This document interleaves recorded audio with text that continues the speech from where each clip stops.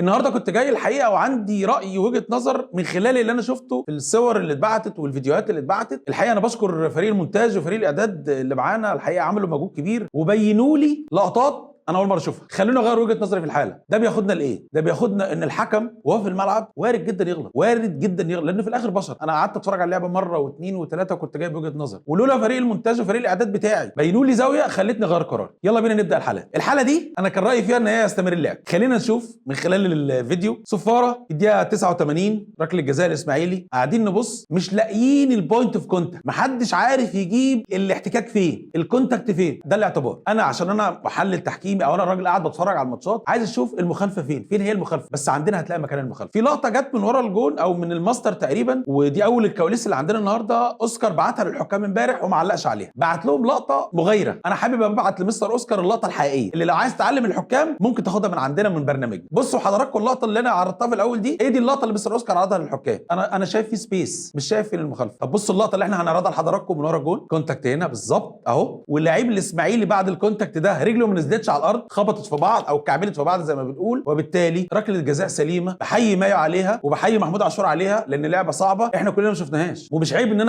انا اقول لكم ان انا كنت جاي رايي مغاير. بحيي فريق المونتاج تاني وفريق الاعداد تاني ان هم وروني ووروا حضراتكم اللقطه اللي كانت عامله جدل كبير، بس ما كانش حد شايف فين المخالفه. احنا ورينا لحضراتكم فين المخالفه.